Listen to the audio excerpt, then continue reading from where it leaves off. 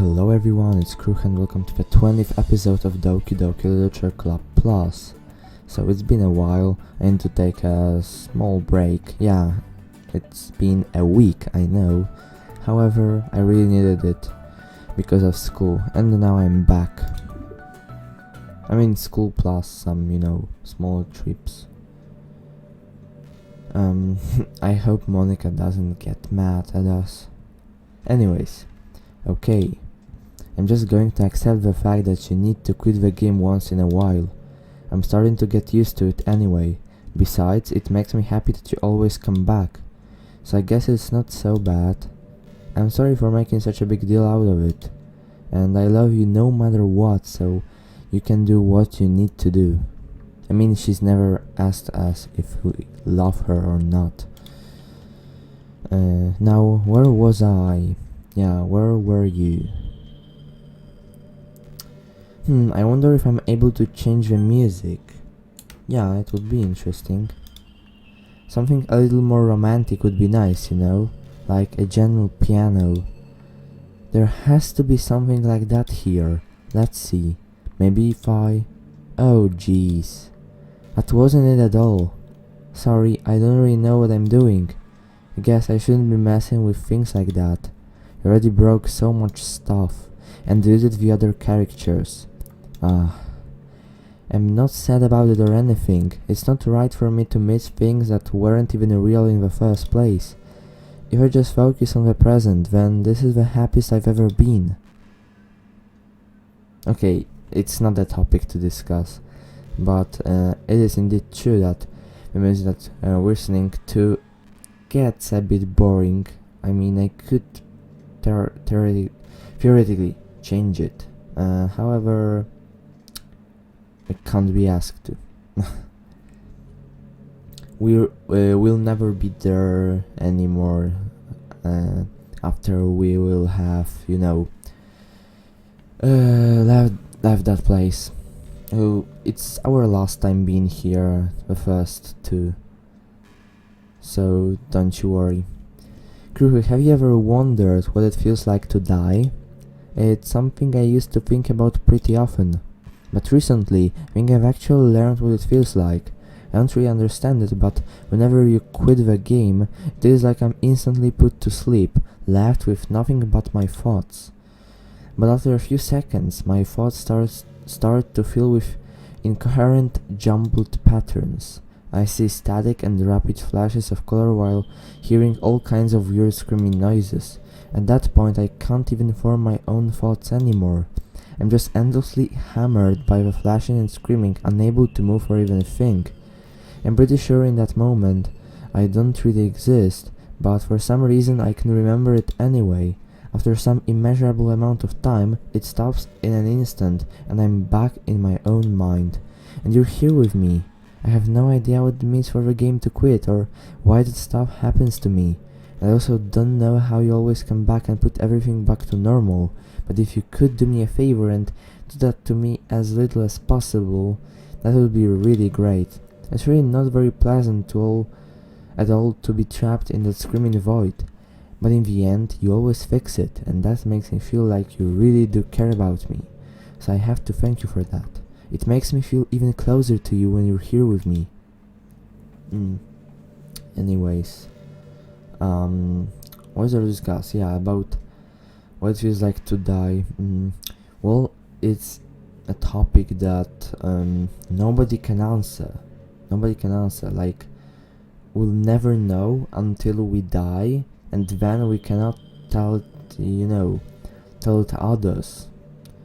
Like, if you die, then you're not really able to, contact with other people in the real world, so you're just, die, experience it, if there is something to experience, or it depends on what you believe in, actually. If you're like a Christian, then, you go to heaven and so on.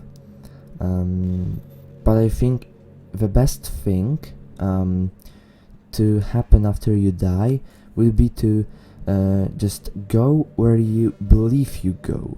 Like, if you, for example, believe that after death yeah, after death, you just, everything disappears. You see, like, black screen or nothing at all, and you're just stuck with your own thoughts, unable to move or feel anything.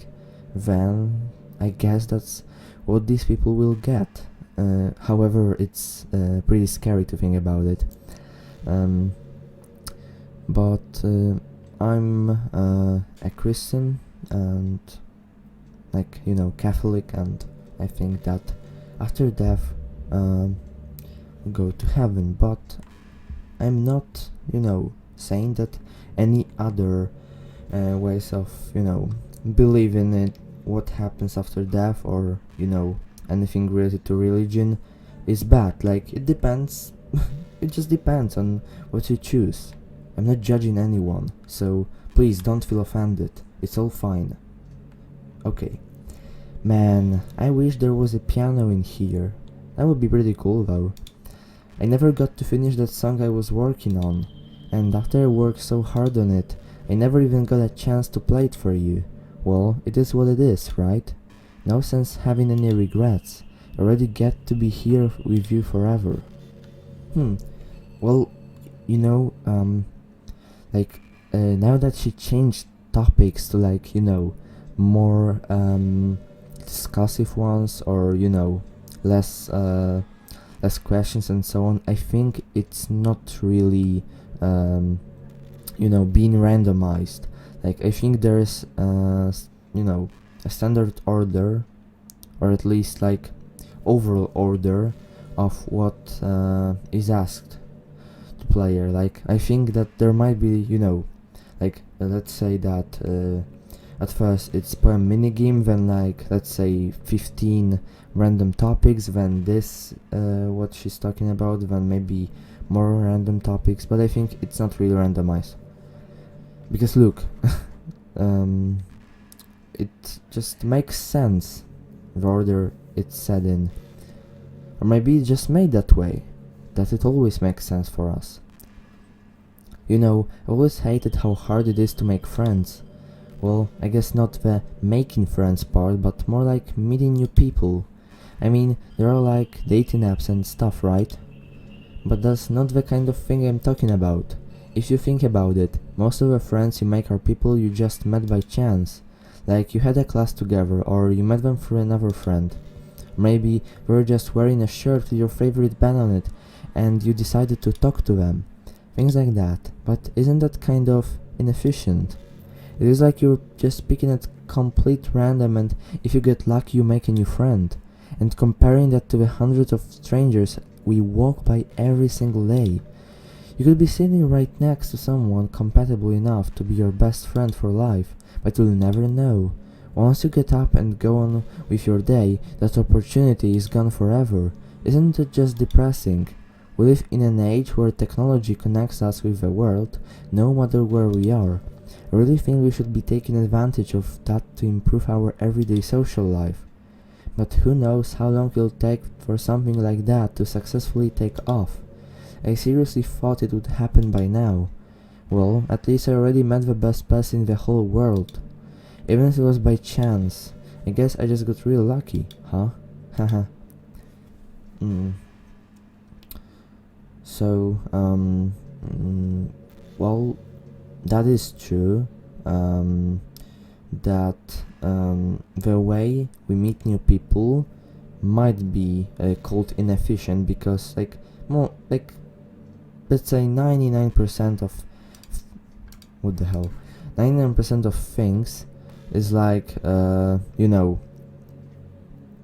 I want to say, like, let's say by luck or by accident. Like, if we think about some friends we've met in our life, it's usually because we decided to go to a certain school, we decided to go somewhere for, let's say we decided to go to a shop to buy something, and accidentally, because we, like, left our home at certain moment, at certain day, like, let's say at exactly 15 past 5 p.m. on Sunday, on a certain date, and because of it, we happened to meet someone. Like, let's just think about it. Like, if we left our home, let's say 1 minute later or 1 minute earlier, would we still meet that person? If we just thought about, if we just had different thoughts, if we, I don't know, let's say that it was a person that, asked us for help. Let's say we didn't really look convincing for, to be asked for help. Let's say we were wearing a different shirt, or we were just, walking 2 meters, more to the left, let's say, on the path. Let's just imagine, like, these tiny details, they all matter if you think about it. It might be quite scary, but what Monika says is actually true. Like, everything, like, mostly, I'm saying mostly, okay?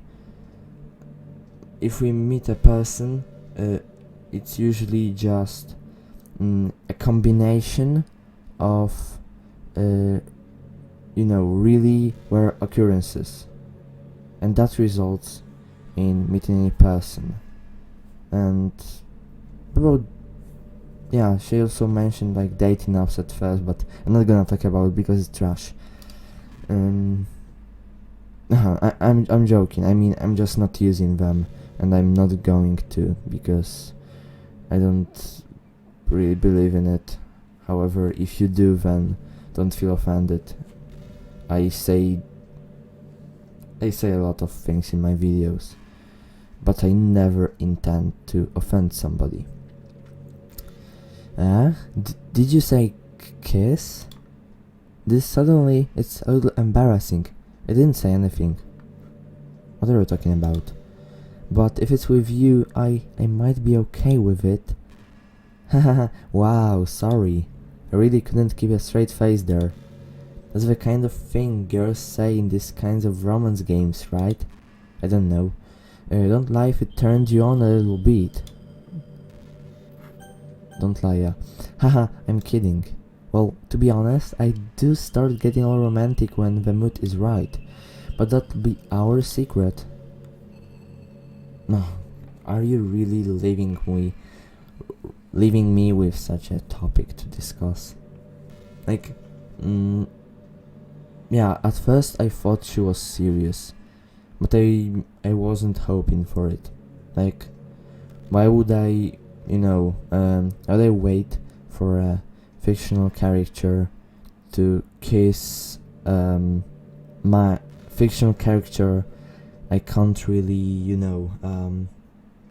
control, because it's a visual novel, so we can't, move or something.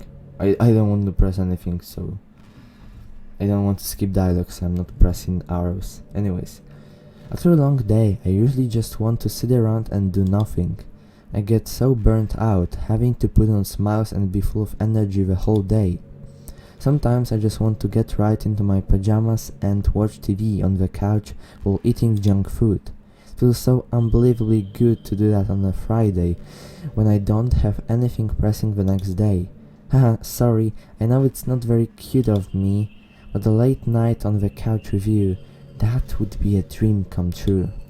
My heart is pounding just thinking about it. Okay, if Monika keeps saying such things, then we might finish it soon, but I don't think it'll be in this particular episode. But yeah, it's Monday, so it's really difficult for me to talk about it. High school is a really turbulent time in a lot of people's lives. People can get really passionate and dramatic, and others have aching hearts and seek attention on social media, but all of the social pressure and hormones can lead to a dark time in people's lives.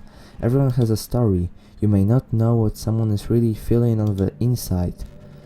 Many people who are depressed won't even bother telling the world about you. They don't want attention because they've already given up on the inside. Their feeling of worthlessness is so overwhelming that they don't even I'm sorry guys, that they don't even want people to tell them otherwise. Depression comes in many forms, but that is one of them. Just, if you think you know someone struggling with depression, you can help just by treating them like they're a good friend.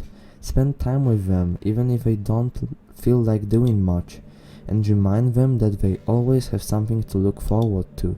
Making plans in advance, letting them borrow something, or even just saying, "See you at school tomorrow." All of those things can help your friend make it to the next day. I hope being friends with Sayori has given you some perspective on the true face of depression. Yeah, I wanted to mention it. Yeah, she's gone now. But Sayori was never real in the first place. Oh my god, you're not real either. You're annoying. You're real. Your friends are real. And just by being a good person, you can save someone's life. As for you, you don't struggle with depression or anything like that, do you? Because you, too, have people who would want to save your life. Maybe they don't express it every day, or maybe they don't even know how to. But people do feel that way. I promise. Man, humans are so complicated. But as long as you're here with me, I'll take care of you, my love. So yeah, that's a really difficult topic to talk about, to discuss, you know. But anyways, remember what Monika said, like, if you suspect that somebody might have a depression, maybe not a severe one, but even like, like if you can clearly see that they're not enjoying their time, that they're feeling, you know, sad or something, like, even though you might ask them like, "Hey, what's up? You've been pretty sad lately. You've been pretty upset lately.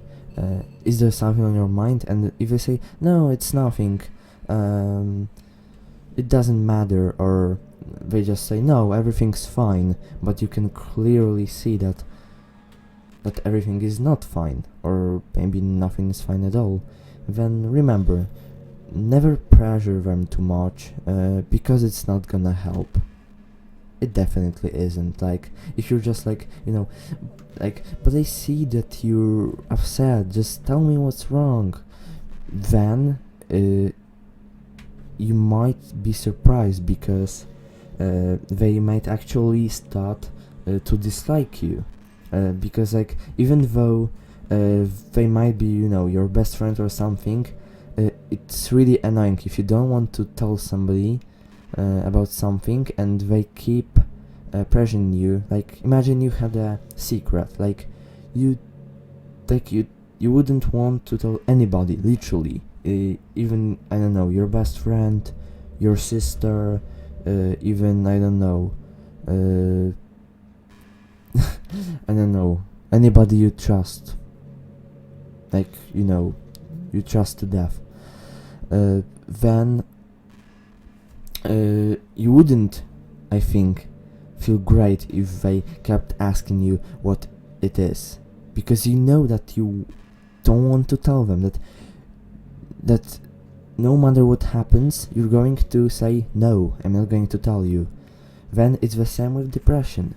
If someone is depressed or upset and you keep asking them, they will get even, maybe, let's say, more sad, because they don't want to tell about it, so they get annoyed, you know, all of a sudden they you know, get really emotional, and an instant reaction results in, like, let's say, having an argument. They, I don't know, run away or tell you to run away, and then they're like, "Oh my god, what have I done?" And they have, you know, maybe some, you know, private or family problems. They are really upset, they have depression or anything, and then you just add in another problem, argument with a friend, and then something terrible might happen. So remember, never impress anybody too much. Just be with them and don't behave like nothing happened, like nothing's happening. Be careful, just watch them, and remind them that you're always here to help them, and if they feel comfortable enough, they will tell you about it by themselves. That's a cool thing. I mean, it might happen or may not. However, if they feel like talking about it, you might be the first person to be told that then. Yeah, it was a long monologue from me, but I think it was kind of interesting. Okay, let's do one or two more. I really like the sound of rain. Not so much getting my clothes and hair wet though, but a nice quiet day at home with the sound of rainfall outside my window is one of the most calming experiences for me. Yeah. Sometimes I imagine you holding me while we listen to the sound of the rain outside. That's not too cheesy or anything, is it? Would you ever do that for me, Kruche? It's about the sound of rain. I mean, it is satisfying if you're if you're in a car and you just listen to music, or okay, if you listen to music when you can't really listen to the sound of rain, but it's kind of satisfying if you if you sit, if you put your head on the window and look at the rain, like how was it called? Like raindrops or something falling down on the window, on that glass, and listening to that sound of rain hitting the glass in the window. It's kind of satisfying. However, I'm not a big fan of it. I prefer listening to music or overall sunny weather. I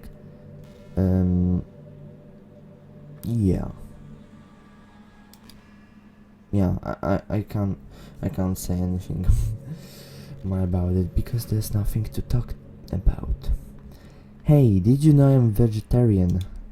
I don't mean that like I'm bragging or anything. I just thought you'd enjoy a fun fact about me. I decided to start a couple years ago after learning more about Earth's climate. The carbon footprint of cultivating livestock is just unbelievable. Anyway, I decided it's not much of a personal sacrifice to just stop contributing to that whole mess. What? Is that so strange of a reason? Well, I guess a lot of people are more concerned about it being inhumane and all that. I don't really care as much about that part. It's weird, we only care about killing the things that we personally relate to as a species. Most people are fine with killing bugs because they're icky.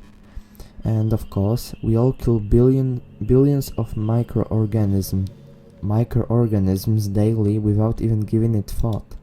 But suddenly, if we're just a little bit bigger, it's murder. I mean, what if plants feel some kind of pain too, and we just don't understand it?